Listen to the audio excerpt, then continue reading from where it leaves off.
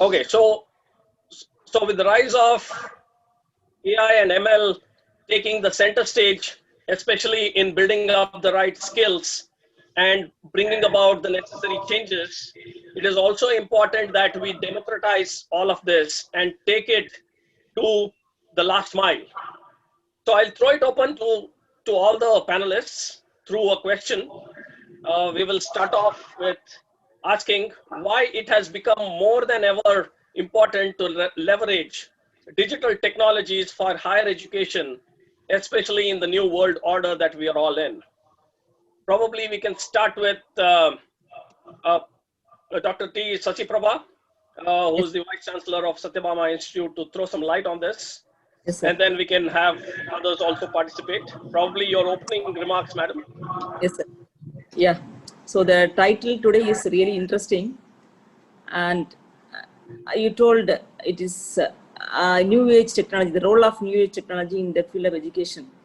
So we all know that new age technology has already taken place in all the sectors, right from industry to other commercial side. Everywhere, the new age technologies have already entered.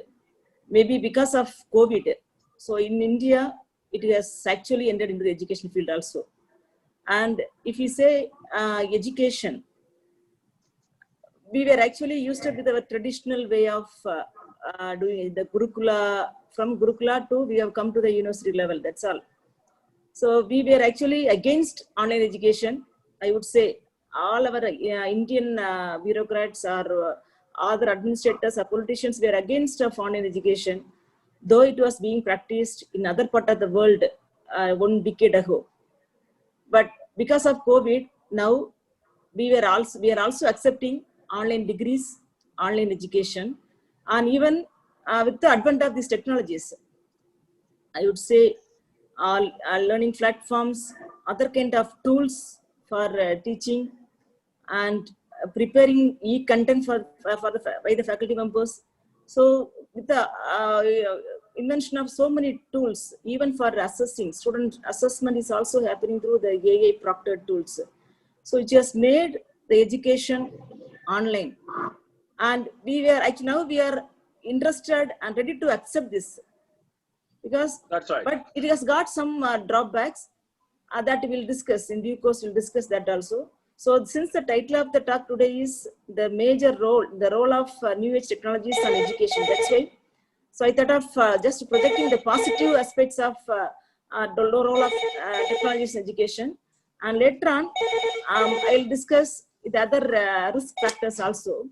So if you go into this positive side, so as you told, this AI and machine learning is going and to play a huge role in terms of assessment. So if you see assessment, if conventionally, if you conduct these examinations, it is a very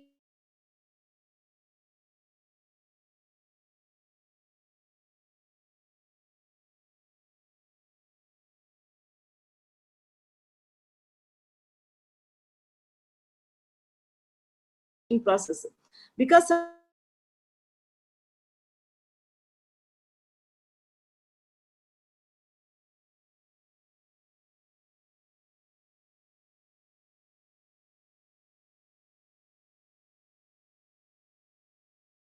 so what I mean is that, so if the use of experiential learning or the use of case study based learning, or we can say project based learning, we can make the student actually learn the concept with the use of this online education. That is one aspect. So towards assessment is concerned, and towards teaching learning process is concerned. So at the comfort of the student and the comfort of the faculty, we could able to deliver the classes with the use of this available new age technologies. So that is a comfort zone I'm telling. And if you see this negative part of this, so it has got some risk also. So the higher education institutions are actually finding out the measures to overcome this negative side of this impact of technologies in the role of online education. And it has got advantages in the sense even the cost of education will come down, and affordability and the availability of these various degrees by the various institutions will be easily available to the people. or the students or anybody who wants to learn. Say, for example, I want to learn a MTech in AI.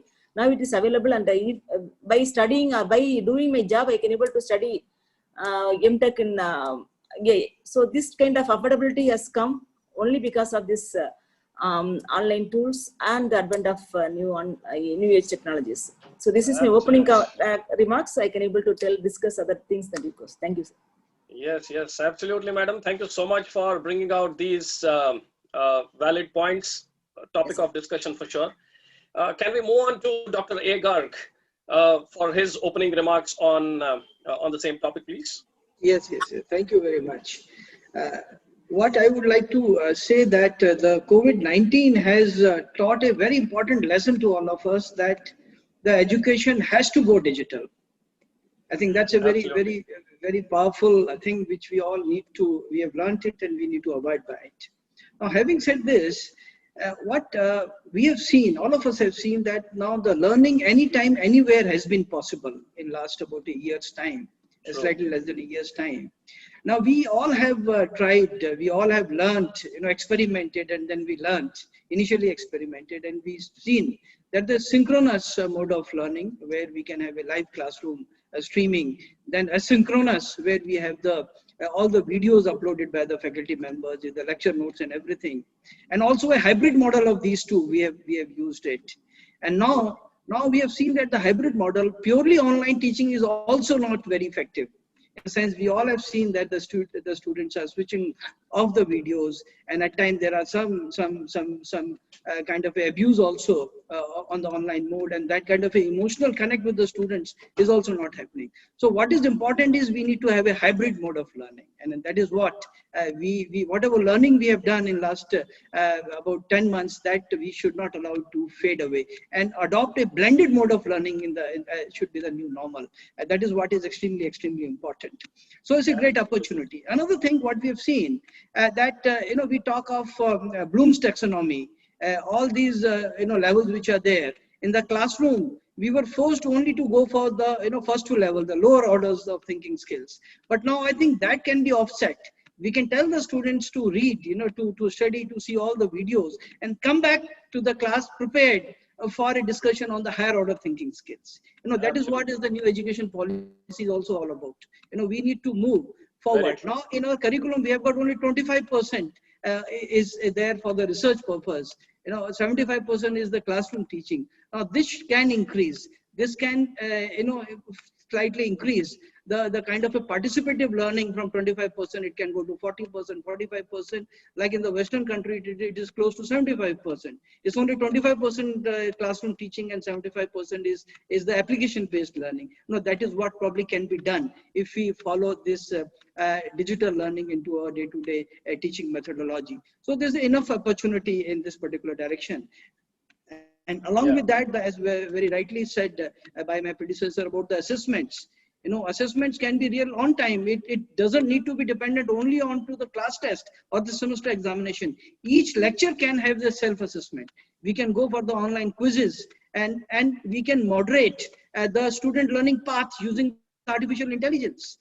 We can see what is the learning curve of the students, what is required, what is the learning pace. All that is possible, and we have to find the reasons, we have to find the solutions using the technology. Also the internships, if you see, internships have been the online internship. We have seen the students participating in the international internships, where the students have really done wonders. Value-added courses like Coursera, edX, NPTEL, there have been a quantum jump. In fact, the faculty and students both have done it, and both have experimented, both have been able to do a large number of courses. Now, these courses can be a part of the curriculum also. Kind of a credits can be assigned to these courses. Similarly, the research. I find the universities are having the international collaborations in terms of the international conferences, where the people from different countries are participating in the conferences.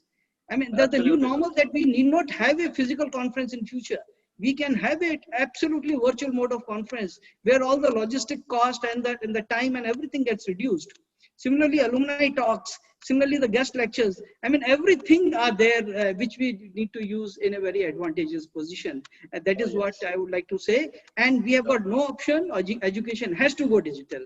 And how smartly we do it, I think that is the challenge. And that challenge differs from one institution to another. Thank you very much.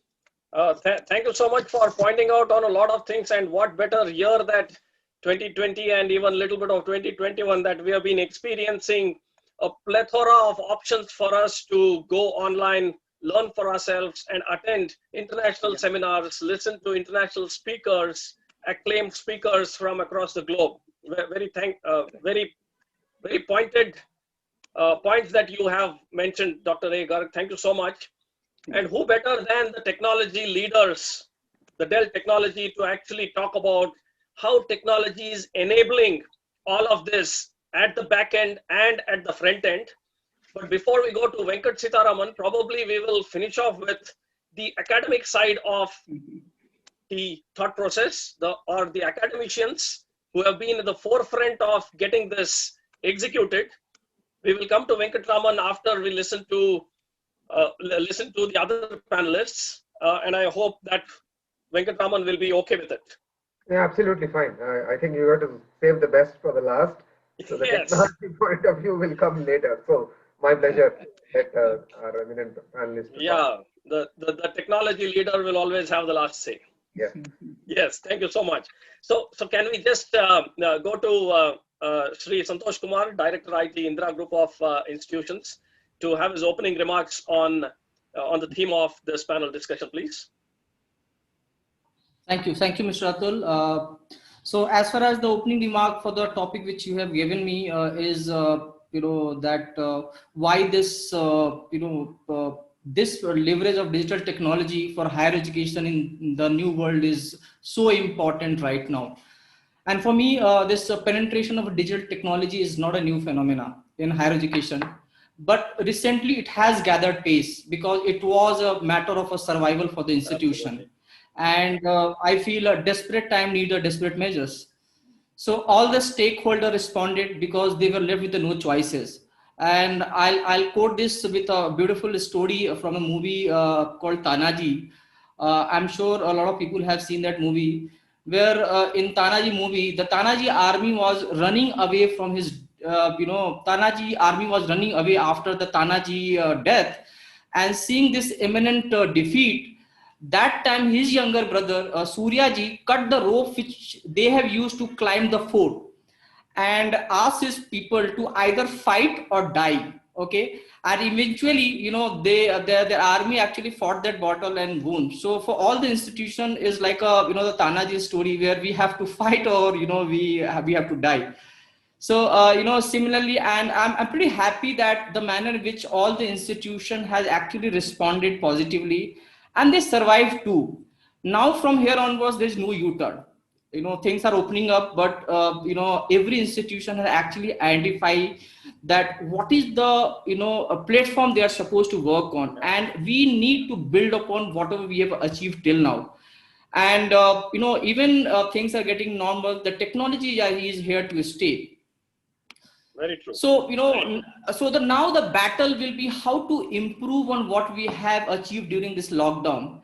It's like a shift from a two-wheeler to a four-wheeler, because you not only wanted to reach to a destination, but you wanted to reach to a destination with the comfort of AC and a music of your own choice. So for me, it is a time to shift focus from a platform to engagement, and engagement to automation, and automation to intelligence. Right now the institution has a leverage of budget because they have cut down on a lot of expenditure which they used to do because of the offline mode, and there are a lot of, they have their money in their pockets to add on the digital infrastructure enhancement and upskilling their workforce. We at Indira Group of Institute has, at the very beginning when the lockdown started, we have created a platform called Virtual Vidya, where at the very beginning we understood the need of our teachers to understood how to teach them in the online environment, because throughout their life they taught in the offline mode, in the classroom mode. So something teaching them in the online mode, it is the digital hygiene and the manner you are supposed to teach the student to keep the lecture engaging, how to prepare the presentation. We created this platform called Virtual Vidya, and we could manage to train our somewhere 800 workforce, and we have taken this to other colleges as well, where we could train 1,000 plus teachers.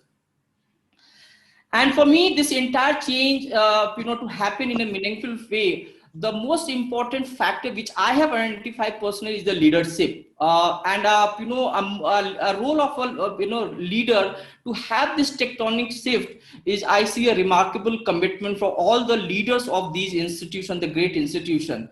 So thanks to all those leaders and those all staff and the student who has actually accepted this as a challenge, and they have actually done a remarkable job. So in this entire opening remark, I have one thing to show, that it is the time for now or never and commitment to action. Yeah, thank you. Thank you, Santosh Kumar, for pointing out on the necessity of survival and technology being the savior. So which nobody can deny, especially in the experience that we have had in the last 1 year or so. Can we go to Dr. Shruti Patil, Associate Faculty, Symbiosis Center for Applied Artificial Intelligence, Symbiosis Institute of Technology, to have your opening comments, madam? Have you on mute? Yes, I think. Yes. So, basically we all have been to the generation of, we are the digital migrants, and now the generation is that they are digital natives, right? But till we were before COVID, we always used to teach them the way we have learned. But COVID has basically taught us that no, these digital natives have different way of learning, and now we have to learn how to teach them in their own ways of learning. Right, so text-based learning, yes. So text-based learning is something which we have learned, but now more than text, they understand things via various technologies such as AR or VR or via various videos. And due to COVID, now we are forced to change our teaching learning pedagogy with that way. Right, so this was the first point. Second is that yes, now as we have realized that we can, or the teachers can teach online, so that has basically opened lots and lots of opportunities for students as well as teachers to be globally collaborative in the teaching learning process as well, also in the research as well. Right, so in this way, my classroom now, I have the opportunity to have a global classroom. So currently we used to teach in the classroom of having students from all over India, but now we have that opportunity to teach the students from all over the world. So this is a very, very positive change that technology has brought into the teaching learning section, I would say. Also, as technology has very fast percolated at the industry level, and industry, the resource force that is given to the industry is freshers. Now, as technology is present there, so we have to also improve on skilling our students based on technology. So there should be no fear of technology to the students. Yes. But for that purpose, there should be no fear of technology to the teachers as well. So this is the grassroots level from where we have to start, that we have to start inculcating technology empowered teaching to the students, so that teachers as well as students are comfortable in learning in the technology environment, and the same would be carried ahead by those students when they will go and join the industry, right? So also the last point I would say here is the quality of teaching and the quality of assessment would improve a lot. Why? Because when I have access to plethora of information, but yes, there is also a risk of too much of misinformation that is present. So for the students, we don't have to teach them how to learn. We have to teach them how to think and select the correct amount of information and the correct quality of information. So the role of teachers in the institutions is going to change. They are not going to be a teacher, but they are going to be a facilitator who are going to teach the students to think and to go on a discovery journey of the knowledge. Oh, well, yes. So thank you for all those remarks. In fact, you extended it beyond AI and ML and brought in the aspects of virtual reality and augmented reality. Probably that's a topic of discussion for the next seminars that we can have, but let's restrict it to the artificial intelligence and ML. Of course, all these technologies go hand in hand. But of course, we'll have to focus our discussions on the AI and ML. Yeah, yeah. So, no, but valid points. Thank you so much. Let's go on to Mr. Abhay Karhade, Advisor to President SVKM and Chancellor for IT Services, NMIMS University, Mumbai, for your opening remarks, sir. Yeah, thanks. Thank you. Thanks, Atul, for having me here, and thanks to be a part of this eminent panel members. I just want to take this subject slightly ahead because we at SVKM and NMIMS heavily invested into information technology since 2010. So Sure. all that what we are looking today is that, okay, all the improvements what we are looking at from a digital perspective, we are already there a few years back. But what I see is that this pandemic, this COVID has actually helped us a lot. It acted as a catalyst because previously I used to be behind people. Okay, let's accept this technology and just utilize this. But then COVID has actually helped us. We always say, okay, no, CIO has changed the whole thing. It is now directed by the COVID, and COVID himself has actually helped us to change. So I just want to take this forward from operational benefits, like all of us now we discuss about the operational benefits of having this paradigm shift, which has happened, which is supposed to happen, which has to happen. Absolutely. So there are reasons behind it, why this has to happen and why actually we are investing so heavily since 2010. And in fact, all those new technologies, what we are talking about, Industry 4.0 and all that, we have actually invested a few years back onto this and then teaching our students and all that. But that's what something which is very important, because what I see with this Industry 4.0, the whole environment which is expected by the industry. So why? What is our presence? We just train, we just make skilled students for the industry. So that's an ultimately which comes out of everything. What it was like, okay, Indian industry. Now we are looking at scaling our student for even foreign industries also. Absolutely. So with this Industry 4.0 and then reduced time to market, lifetime of the fashion, lifetime of the product has really become very less. So fashion comes and within 6 months fashion die. So similarly, there is a huge reach. Now you can see the reach to, like what Shruti madam also said. Like there is a reach. Reach has increased now. We need not to really be at Mumbai, or we can be at India. We can be at a global level. So the reach has increased. The spread has increased. Even for industry, the spread has increased like anything. Now there are global MNCs. You can see the small applications. Now we are going global, and then we are making a very big presence felt by the world also. True. So with this, all that and kind of available options. Now, for anyone want to learn something also, he has hundreds of options also. Absolutely. You can really look at many options and all that. So with this all, it was necessary to make that skilled people available. And that is why we are forced, industry is forcing us to really make those things available. It's not that simple, but okay, it has to be done like that way.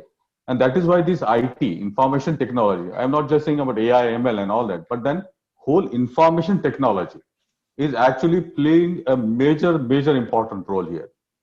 Because let's look at one more aspect. Now everyone is expecting personalized. Now people are like habitual of, I should get a personalized, I should get a customized thing. Even student Right. with this NEP 2020, thanks to our this current government, like things are completely changing. Yes. So with this MVP 2020, now everything has to be served on the plate in a customized way. Yeah. So having like with the kind of a student strength, like we have 75,000 students. So with this kind of a strength, serving each and every student in a customized way in his plate is impossible without technology. So those aspects are really important. And one more aspect I just want to press hard into my introductory is there's a quality of education. Ma'am has also said the quality of education is very important. But then previously what happened, it was like quality, we are always doing it since many years, many decades we are doing it. So we SVKM started in 1936, 34. So that kind of an old organization it is. But then finally what happened then, quality, now we have a sufficient amount of information because all the OBE structures, all that Bloom taxonomy, all that what is needed for NBF and NAC and all that information is completely available. And we can use descriptive analysis, we can use prescriptive analysis, we can use predictive analysis. All those analytics can be put onto those same data, and it actually throws you the information. Okay, this particular class, this particular student need this add-ons. And with the technology, we use Microsoft MS Team technology, that MS Team platform for all our online delivery of mechanism and all that. It has helped us a lot. Whereby what happened now, for every student, if a professor want to give an independent reference, simple reference from anywhere in the world, he will be able to really put that reference immediately. Yeah. In the classrooms also, in the classroom teams also, we have actually utilized experts which are also part of a team itself. So the students are directly interacting with them. And for that expert also, he may be sitting anywhere in the world. He is not available. Looking Right. at the whole alumni network, what we have, huge alumni network. And those, they want to contribute, but previously there were no ways to contribute. Yes. Now with this Yes. technology, whole alumni is also contributing. So there are plenty of things. I can keep going and talking about how this technology has changed. We But do just- have we do have questions related to the topic going forward, sir. So thank you so much for Yeah. For your opening remarks, and going to the crux of the matter, wherein you're focusing on not just a few technological advancements, but the bare iron, which is mainly the IT infrastructure that is needed for taking all of this forward. And yes, so we go to the technology enablers. The market leader when it comes to technology, Dell Technologies. Venkat Sitaraman, who is the General Manager and GEO Head of South India Corporate Business. Venkat, over to you for the opening remarks in terms of how digital technologies for higher education have made a difference, and how can it be the new world order? Thank you, Atul. It's great to be sharing the stage with these eminent panelists, industry leaders, and top academicians here. What can I say? And they have covered most of what's happening and how they are leveraging technology for the future.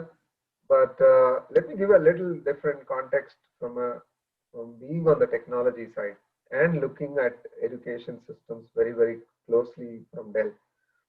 I think if one were to ask what is driving the change and leading to innovation in education today, we would say first, we believe that it is students. They are changing. They're changing fast. More than that, the world around us is changing big time.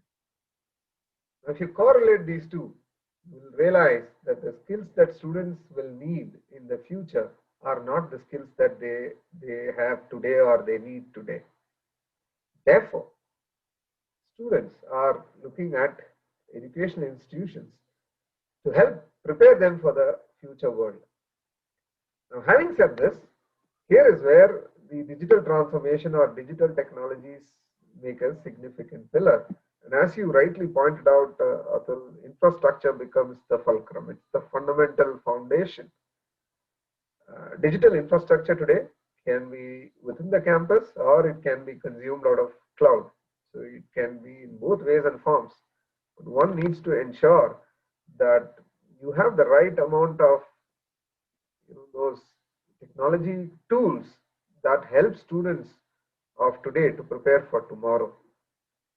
You gave a glimpse about AI, ML. I think though they become very, very integral today. AI, ML is part of daily lives as we see, and the way things are changing in a most dramatic fashion. One really needs to make sure that you are able to leverage this and help your students take the best. I do pick a small cue from Dr. Shruti's point where she said, the faculties also play a significant role.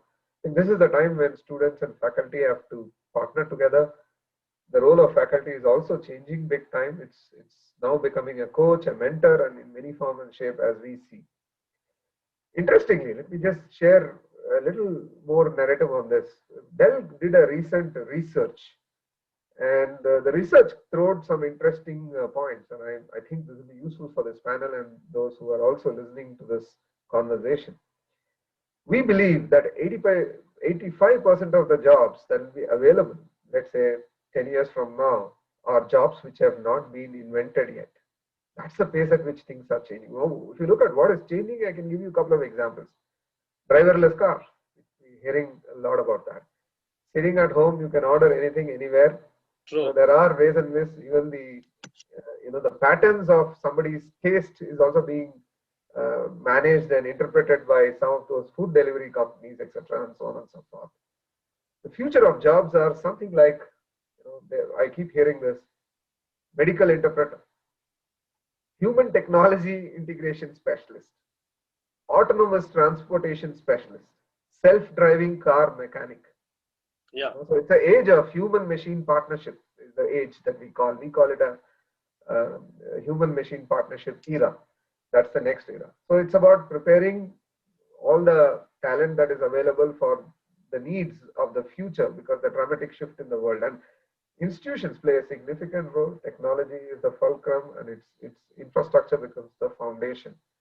Therefore, it's time to look at very close association of the technology partnership with the academics, with the institution, and see how you can leverage all of these modern tools and modern technology levers that are available, integrate them very tightly, as Mr. Abhay called out, in your day-to-day processes. It becomes very, very important, and this will kind of step a change what will come in the next 5 years and prepare the students for the future.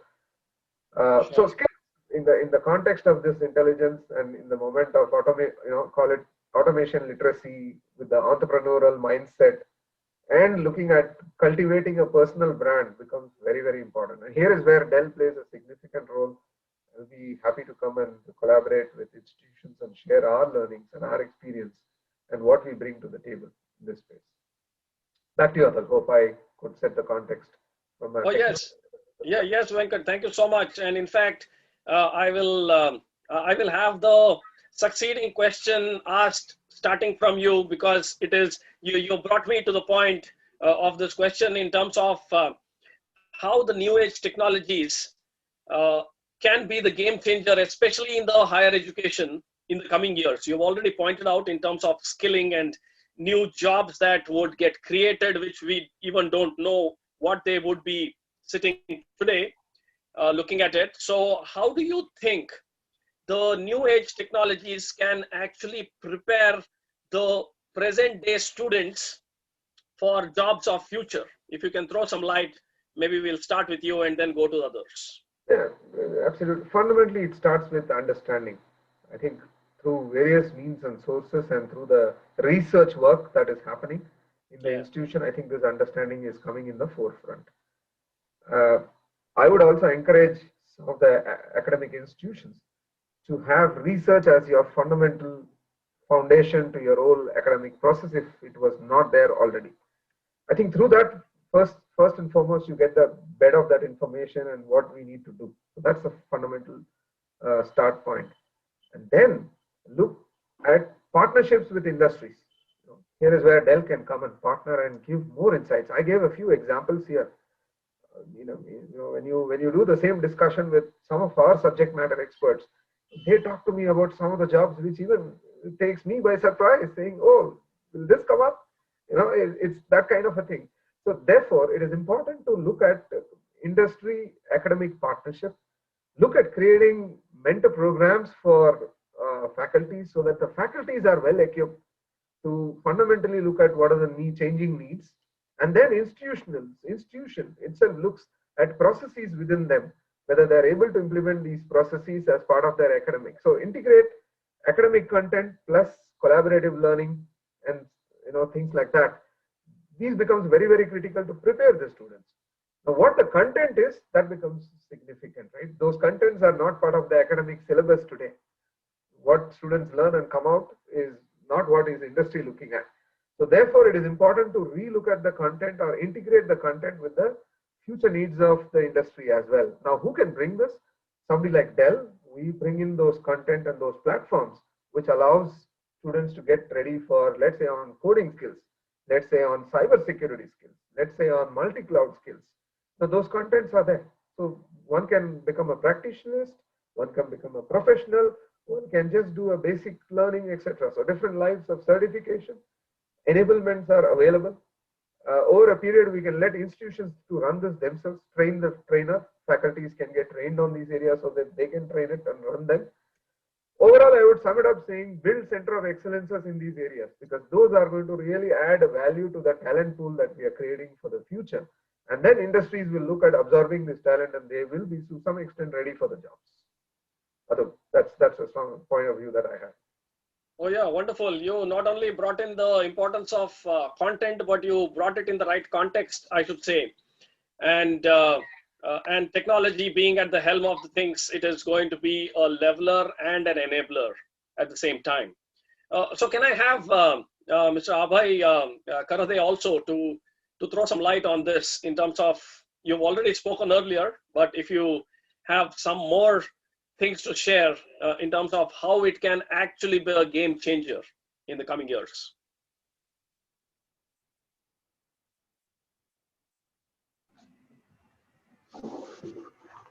Yes, the technology is definitely a game changer, which is changing this itself right now also, and then it's definitely going to make a lot of changes, because now with this COVID, the platform we can say is ready, but the mindset which is required for acceptance of the technology is fully ready.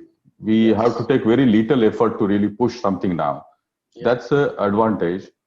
If you look at SVKM as an organization, we do have tie-ups with we have Center of Excellence from Cisco to IBM to Microsoft to Oracle, even SAS, then Dell, HP. Almost those Center of Excellences are built into this, and we do have Atal incubation centers, which is driving and research aspect and all that, where we again. But then those aspects are fine. So where exactly I really see the benefit of now this changed mindset, or is basically now involvement of industry in doing everything. Previously we just have alumni and all that, but now bringing industry within. So like for example, we do have certain courses, which is like we can say it's a thesis courses. All the technology what they do have, then all that faculties, all that strategists, especially I see the role of this industry strategist in building the curriculum, like board of studies and all those people sit together and they define kind of syllabus. But the pace at which the industry is changing, because and then the important aspect is that we do have some kind of a very concrete structures which are built by previously as education, like certain university, they have their own standards, mechanisms, and within that mechanism, we need to really do something. But then with this autonomous institution, many of our colleges are now autonomous, and with this NAP 2020, whereby most of the digital things will get preferred and all that. So we just need to now ready for that particular aspect and involve the industry strategies. Even see, having a new technology and having a professor for that new technology is also a difficult aspect. So what is important is that, okay, industry professor themselves, like from industry experts themselves are coming onto a kind of a role, and they themselves are teaching it. So these are the now things which are possible because of this technology. Now the reach is very fast.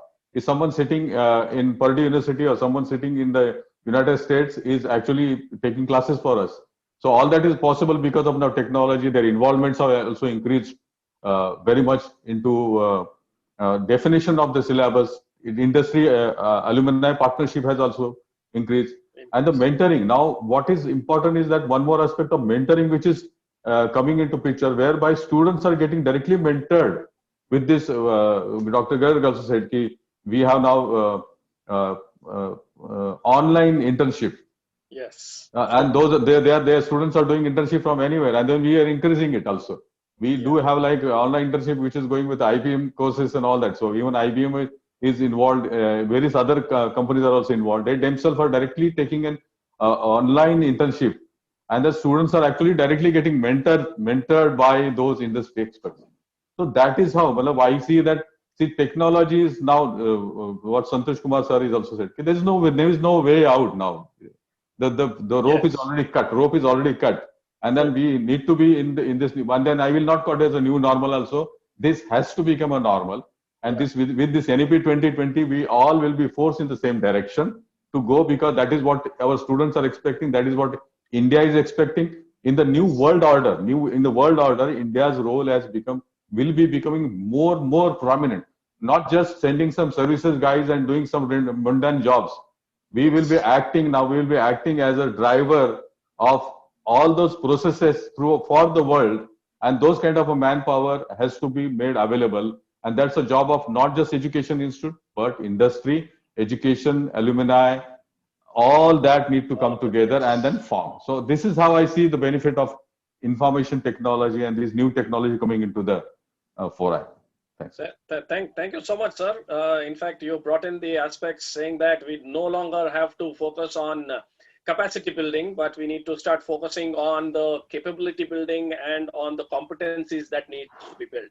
Yes. And we also heard Mr. Venkat actually mentioning that they would be partnering not just for capacity, competency, and other stuff on the IT, but also major point that he brought out was in the research and development. And that's where probably Dell Technologies can play a major role because of the length and breadth of the technological advancements that they have and the product portfolios that they have and the billions of dollars that they're spending on research and development. So thank you so much. Maybe we'll go to Mr. Santosh Kumar for his thoughts on this aspect of a game changer, especially in the higher education. Over to you, Mr. Santosh Kumar.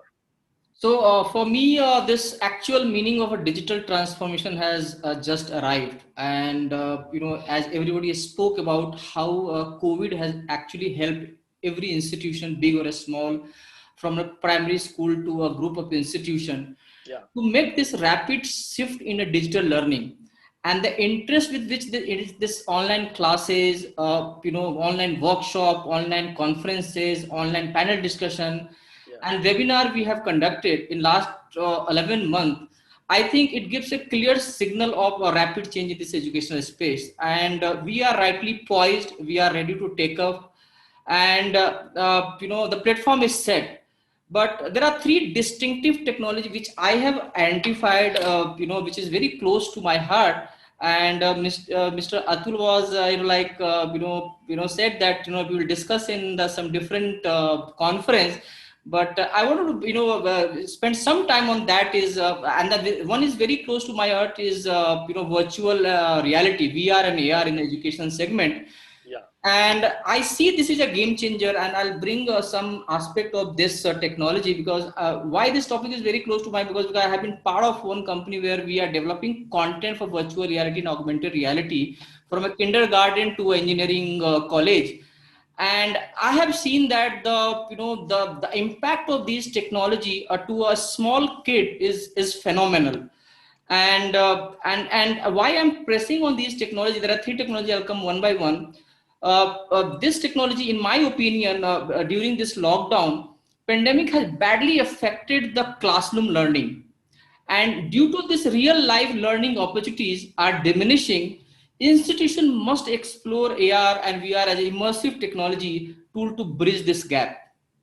And give you a science fiction imagination to everyone, that imagine a scenario where our new age learner cruising to a class in a driverless car, and a student cramps from a notes projected on the windshield to inside and then a learner gesture with his hand and for a 3D shape holographic model for his architecture project. So that is something is very much possible in augmented reality and virtual reality. Yes. This may looks like a science fiction, but this is something it's happening. It may not have gathered pace in Indian university, but it's happening in the foreign university, and this is something which we must build on that. The good point is that many edtech companies are coming forward and they're actually building content in augmented reality and virtual reality, and something the institution has to look forward to it. The second most important technology which institution needs to explore is blockchain technology. Now, blockchain is something education is yet to be tried, but there are a couple of aspects which I think can be experimented. is how a blockchain as a technology can collaborate a distributed information in a database, and which is something, a database which is across a different university, across a different geography. You can use the blockchain technology to leverage those databases. Yeah, right. Blockchain can also be useful in the examination management, verification of the student credential, and the certificate verification. So these are the benefit of the blockchain. It can also create a lifelong record for the student, which is again a very important aspect which we can achieve through the blockchain as a technology to implement that. I have used a blockchain, a small module of the blockchain, in effectively analyzing and tracking the student results in a better way, and it has come very handy to us actually. And this experiment we did during the lockdown, and we could actually analyze the student who are actually not participating in the online for various reasons, but we would actually come back and give them a good feedback, and it has actually appreciated by a lot of parents as well. Very, very good. Very true. Our In fact, third technology. Yeah, sorry, go ahead. Yeah. Yeah, sorry. You are saying something, Atul? No, I was saying technology has no qualms, has no boundaries that it can achieve. So it can do anything and everything for us. It's only that we need to drive it in the right direction. Absolutely, absolutely. The third aspect of the technology, which again very close to me, is artificial intelligence. How artificial intelligence can bring changes, the way we are, delivering the content, and the way we are actually conducting ourselves. And why it is relevant today is a time has gone where the teacher and student ratio was very rational. In today's scenario, one teacher may interact with 100 of a student, and for teacher to comprehend each student performance will have a limitation because of the sheer number. But using the artificial intelligence as a tool it's very much possible, and that is something which institution can certainly explore that. And here AI as a new age tool can be very useful in detailed analysis of student performance and examination assessment, which everybody must has already spoken on that. So that is like the three broad technology which I wanted to bring it. Since every institution is now rightly poised, they have a platform to deliver the lectures. They have a teacher which are upskilled now. They have an infrastructure which is set up. Now, what is the next stage? So, the next step which I wanted to bring is three specific technology which they can actually count on. Very true, sir. In fact, thank you for pointing out all this. And when we have Dell by our side, I don't think we should be worrying about the compute, the storage, the networking, or any aspect in terms of security or taking it to the next level and bringing in new technologies like blockchain going forward.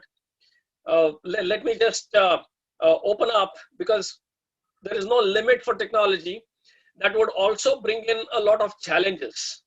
So I would open up with the next question to Dr. Garg, in terms of what are the challenges that you foresee for using new age technologies, especially in higher education institutions, and with the push from the NEP 2020, as a few panelists have already pointed out. If you can throw some light on the challenges you foresee on using these new technologies in institutions of higher education. Yeah, thank you, Atul, for a very, very important and relevant question. And thanks a lot to all my panelist members for throwing beautiful light on various aspects. Now, I would like to mention that there are a few very glaring challenges, which academic institutions are facing. And before that, I wanted to just tell you a few figures, so that we can understand the context. If you look at the entire higher education industry of India, we have got close to 51,000 universities and colleges. Yes. And 1,000 of them are the universities, 50,000 are the colleges, including the standalone. And if I say that about 330 out of this 1,000, maybe 34-35% of these universities are located in the remote areas. Yeah. And similar numbers are privately owned, rest are the government. And if I say that among the colleges, say 50,000 colleges, about 60% are private colleges. And about 50% of the students studying in all this, 51,000 institutions, they belong to the SC, ST, OBCs, slightly less privileged, I will say. Yeah, the underprivileged, yes. Underprivileged. So all these, put together, I would like to say that the one size fitting all strategy, we cannot rely on that. We need to have a customized sizes for different institutions. As very rightly pointed out by I think Mr. Santosh, about the digital infrastructure. Now, digital infrastructure in an IIT and in a private institution, the requirement and challenges are very different. Because in the private sector, you have to have a very cost-effective strategies. Now, keeping into all this, we need to have this is the biggest challenge with the private setup, because we need to have a proper digital infrastructure, commensurating what can be afforded. And secondly is the digital literacy tools. There's a lot of teachers training we have talked, and there are a lot of tools which are available, which are freely available. And also there's so much of potential with these tools. Now, these tools are increasing, as Abhay sir has mentioned, there are so many things which are available. Now, the tools have evolved beyond the recognition in recent past. Now, if I want to ensure that, want to pick up what tools I need to use, that's really very, very difficult for me. So what I say that this is a challenge, and this is where the industry can help the academic institutions. For next 5 years, maybe the government and industry can freeze, these would be the tools would be used. Like every day I discover new features of the Microsoft team. And recently there was a workshop undertaken by industry, Ernst & Young. They came forward and they said, we would like to tell you what additional features are there in the Microsoft team. And we were so happy to find that there is no need to go for a paid tools. So many things are available. So this is one challenge I feel which can be arrested. And another 2 points I would like to mention, that we need to have a student who enters into the college. I would talk from the engineering perspective. He's not clear. There's so much of abundance of information. There's so much of abundance of path. Like we have talked of the blockchain, we have talked of artificial intelligence. He's not clear what career he needs to choose from. Now, in case the industry can help us design a tool where the student present level and his aspiration, they get mapped along with the university curriculum, thereby designing the entire career path for him for next 8 semesters. And in that career path, his choice of the career he wants to, suppose in blockchain, he wants to make a career. Now, accordingly, there should be a tool which can connect the students to the internships, in that area. The tools where he can be connected to the projects in that area. And ultimately, he gets the employment in that particular area.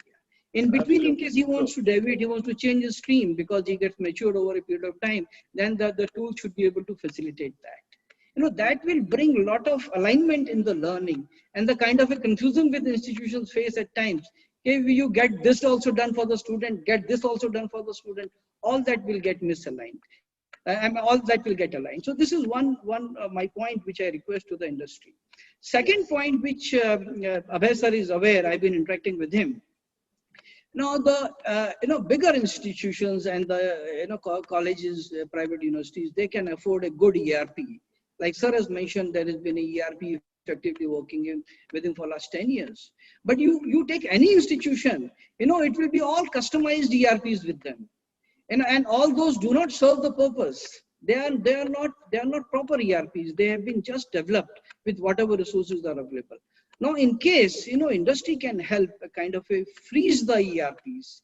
The platforms like SAPs and others, they are not made as per the academic industry needs. They are made as per the non-academic industry needs. We are trying to customize that as per the academic industry needs. So that will not solve the purpose. We need to have a proper ERP. In case industry can work on that, maybe the Dell Technologies or some big players can work in that and give us a customized solution. It can have probably 80% of the features or maybe 70% of the features which are applicable to all the institutions as per the best global practices, and 30% would be customizable, which would be as per the independent individual needs of the institution. So that would be really good in case industry can help understand our challenges and work out a solution in this direction.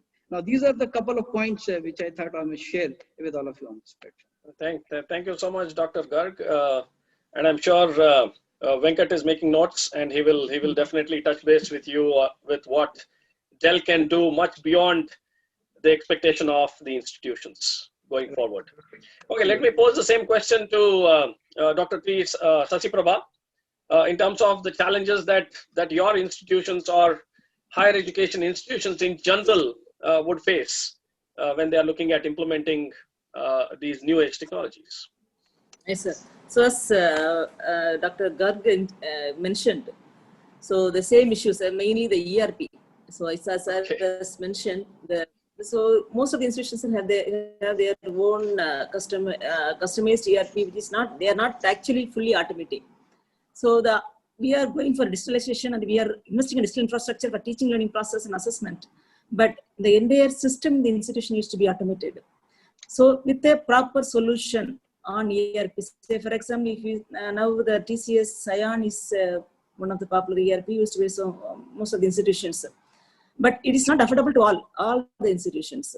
So we are looking for a cost-effective ERP solution, because since we are going for digital infrastructure and we need to go for digitalization, so we need a total system for automating our e-governance, right? From e-governance, student information system, staff information system, mismanagement, hostel management, visitors management, alumni engagement, students result analysis, all kind of, because we know, that in India, in the education institutions, we have various rating agencies, ranking agencies, accreditation, program-wise accreditation, institution-wise accreditation. So we need to give data in different formats to different agencies. Absolutely. So if you have a proper ERP in place, so the data acquisition, getting the data, intelligent data out of this ERP system will be very, very useful to the institutions. Mainly the top administrators will be highly benefited out of this. This is my one of it. And then this, since we are going for digital, so we are all telling about online education. So our curriculum needs revision. So the major revision since we are looking for this NEP, shortly the NEP is also going to get implemented. So we need to have a proper designing on the curriculum. So we are looking for our authorities, accredited bodies to guide us how to revise and devise a new curriculum to meet out this digital transition as well as to meet out this NEP. So but that initiation in due course, only then we can able to easily adapt, because now this pandemic has made us to immediately switch over to digital transition because of our survival. Every institution survival we have easily transferred. Yes. But if you want to really implement NEP, so this curriculum revision, that is a major challenge, I would say, because most of the institutions are still following the curriculum which is being followed the 3 decades ago. So that needs to be revamped. So that is one of the major challenge all the higher authorities of the institutions are looking for. And then this investment on this digital infrastructure, it is really a huge investment. With sudden investment on the digital infrastructure, the institutions, the top finance, mainly the self-finance institutions are not ready to accept this huge investment on digital infrastructure. So we are looking for a affordable infrastructure from the industry to just to manage the institutions to fill this gap. There is one thing. And the main thing is the skilling the teachers. That is really important. Absolutely, so we all know, right from the top institutions, IITs, NITs, all institutions. So compared to the teachers of the private institutions, if you see these top institutions, so they are not that key enabled faculty members. So right from the top, our IITs to the low-grade the tier 3 institutions, we need to have a proper mechanism to train our teachers. Only then we can able to easily do this digital transition, because digital transition is very, very important. We all know that it is very, very important. Digital education is also important. And as one of the speakers mentioned, the hybrid education, we want to go for blended mode, which will really satisfy our requirements of education, because the Sustainable Development Goals of Agenda 2030 is mentioning on this quality education. So quality education can be achieved only through this digital transition, but these challenges we need to undertake with the support of industries. That's my points. Thank you. No, very valid points. And in fact, that's the vision and mission of the National Education Policy, to provide quality education for all. So I think that leads us to asking Dr. Shruti Patil the same question in terms of the challenges that you have already foreseen, overcome, or you foresee in the future. Yeah, so here I would like to mention some points, being a researcher and an engineer also, that yes, upskilling of the teachers is definitely a very big challenge, but this upskilling basically would get resolved when we will give that confidence to the teachers that technology is not going to replace them, technology is going to empower them. So currently, because in many of the institutions currently, that is the fear which, generally the faculty members are having, with Very all true. kind of rumors which are coming that Google is coming into, Education. education, and Google is coming into healthcare, and Harvard is going to have some campus in Hyderabad and all these things. But at the same time, when we will make them realize that they are not going to get replaced, but their teaching, learning process is going to get empowered with the technology. So when they will adopt technology with that positivity and confidence, currently that is the challenge. Very Second, very important challenge that I foresee basically is, avoidance of misuse of technology by the user.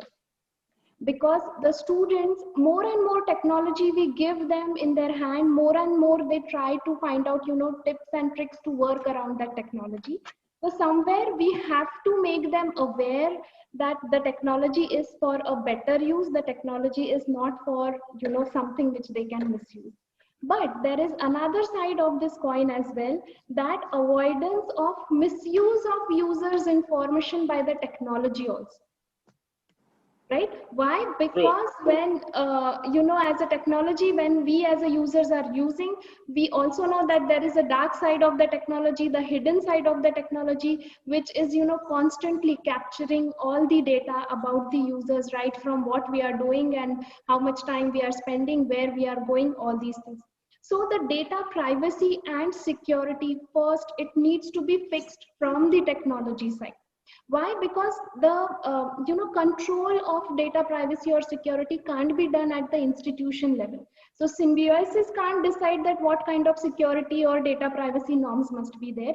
It has to be done from the technology players.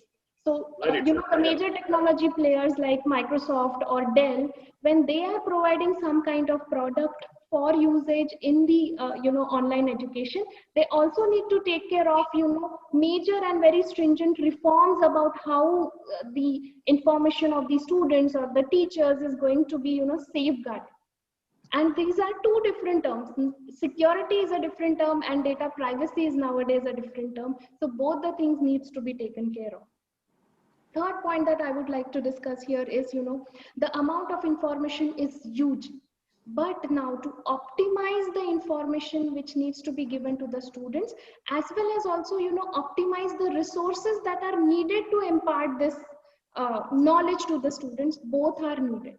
Why? Because also when we are, using so much of technology, which means that we are also using those much of resources. We are using lots of electricity, we are using lots of internet. So all these things also needs to be thought of, that how much is actually needed and only that much should be imparted. Rest all things still we humans can manage for coming 100 years. So how much of the replacement or hand holding of technology is needed for optimized education, that needs to be decided first. Just because now the wave is of online, so we should all move towards the online era, I think this strategy must be relooked, that how much control of our abilities as humans must be given to the technology. Oh yeah, These are absolutely. the challenges. No, very, very well summed up. And in fact, that would lead to the next point, wherein we can open it up to all the panelists to just mention on how it can be implemented or how it can be used at the grassroots level. We know that technology is driving a lot of things today, and today we don't have a choice. We heard from all of you that we are in a flipped classroom kind of a scenario. We are in blended learning. We are in a stage wherein there is collaboration that's happening in a virtual environment like this, a similar one that we are having, which provides a lot of opportunities for the students, but at the same time, they need to focus. There was a question on the Q&A in terms of whether a lot of digital interventions of these kind and a non-classroom kind of teaching would hamper their social skills. Well, I don't think so. The answer is yes and no at the same time, depends on individuals. And that's where the personalized learning and customized learning, as Dr. Garg was mentioning and other panelists also mentioned, would play a role. But let's start at the end of this panel discussion. We are almost over time. So let's have each one of you with 1 or 2 sentences. How is this innovation and technology driven education being applied at the grassroots level, especially in a scenario like India? So if we could have Dr. Garg to start with. Okay, thank you. Yeah, a few things. What we can probably do is the blended learning implementation in the classroom. That's the biggest challenge now. The colleges are opening. True. Now, and also we need to maintain the social distancing. So what can be done? Probably a class can be further divided into 2 parts, A and B. And we call only 30 students in the physical mode, and the rest 30 should be connected on the online mode. Okay. You know, we can have it. That's a beautiful, and the ones who are there on the online mode, we can use the technology and we can have a kind of online quiz to ensure their attendance and also the attention. You know, that is, you know, slightly required. So that can be one thing. Similarly, we can also work for the virtual labs. Now, virtual labs, we all have gone used to using the virtual lab. Now, virtual lab can be mapped with the with the curriculum now. Now, virtual lab need not be only done to do it with the labs only. They can be mapped with the theory content that can be done. That also we can use it. Absolutely. Another thing what we can do is that we need to have a proper LMS, learning management system. Like some of the universities I've seen that they have not gone for any paid LMS, they have gone for the Moodle learning management system, and on that the entire lesson plan has been created. Like a particular course, that course has got 5 units. Each unit has got, say, about 2 to 3 topics. So topic wise, you know, the lecture notes are there, the NPTEL video is there, your self-shoot videos by the faculty for the asynchronous reading study, that is also there, and any other miscellaneous link which is there. So everything is available on one platform. So that kind of a thing should be there now. Because for a blended learning, if you are wanting that the student should study and come, this kind of a thing has to be implemented.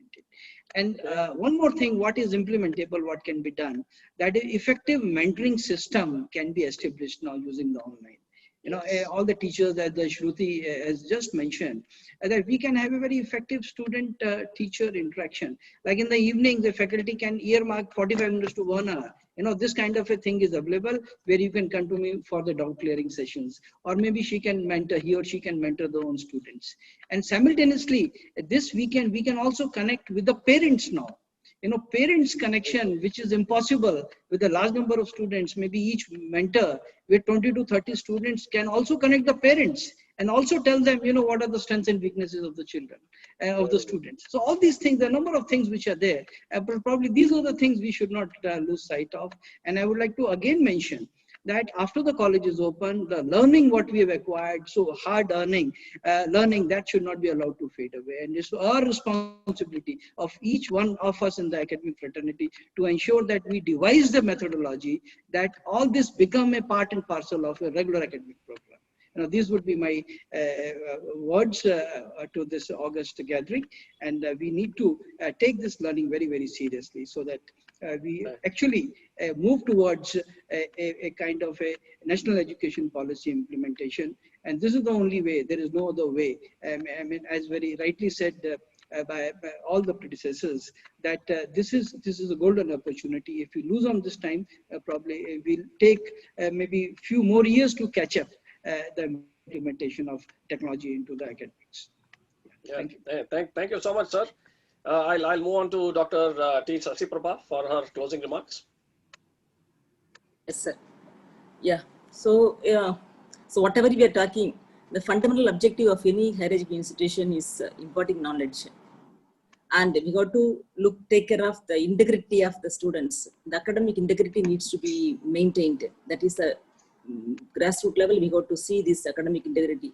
So we are talking about a lot of things, and the student who is studying here and writing and the examinations written by somebody else, then that will not work out. Okay, so that integrity also we got to see, and then we got to comply with the regulations of various statutory bodies. That is also very, very important, and mainly, so this knowledge is more important than anything else. So to impart the knowledge, so to the maximum, we are ready to use technologies. So institutions are open to use technologies. We are open for digital transition, and we are open for blended learning. We are open for online education. We are open for, at the same time, we got to take care of our students also. So their mental health also needs to be taken care, and their and the faculty's mental health and this empathy between the student and staff needs to be taken care. So ultimately, we can conclude that so blended learning will give you a real solution to overcome this pandemic situation. So with the support of all the technological players who are here with us, so by providing a affordable and comfortable solutions to the higher education sector. So thank you. Yeah, thank you so much, madam. It was very well said, to manage the students so that they don't get into plagiarism or any fraud while giving their assessments or examinations. Very, very nicely put. Thank you so much. Mr. Abhay Karhade, if you can just give your closing remarks before we go further. Yeah, I just want to say three things. So, in fact, the issue what is raised, the challenges which is raised by Dr. Garg also and everyone, is that infrastructure costs are too high, the software costs are too high, and that really becomes a challenge. So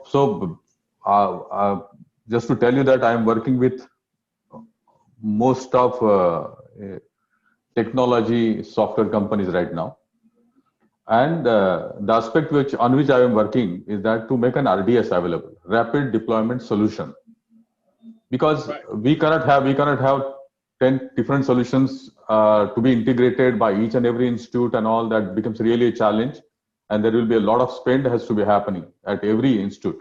That's not a solution. So working with defining an RDS.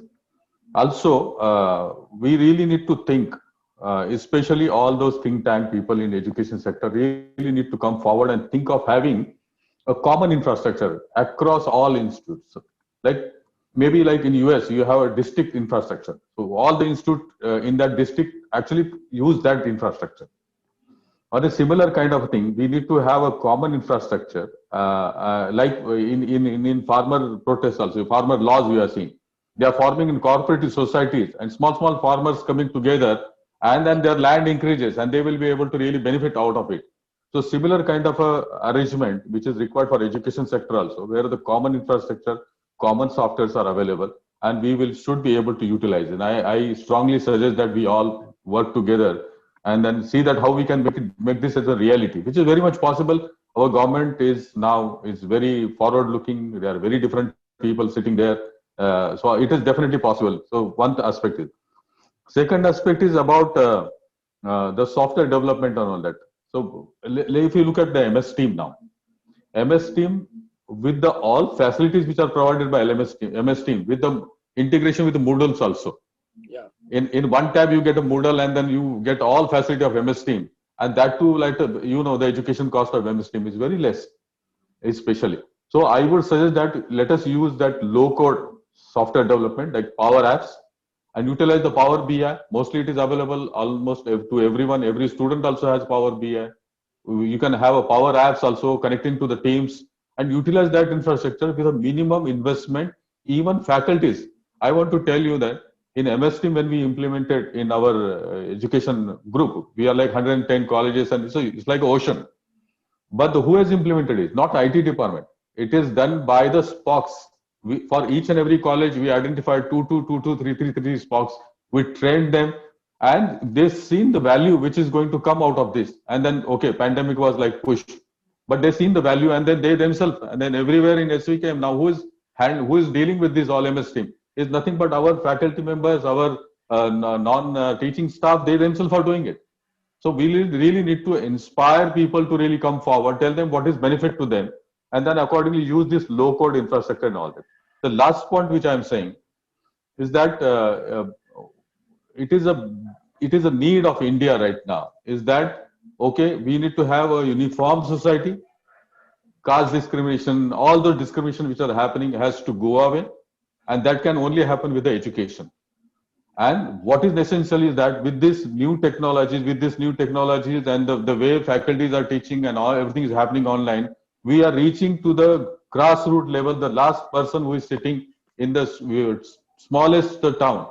So when the education will be there, definitely discrimination will go away. And once we have that everything like a plain kind of a country, definitely we will be posed ourselves to take ourselves to the Vishwa Guru again.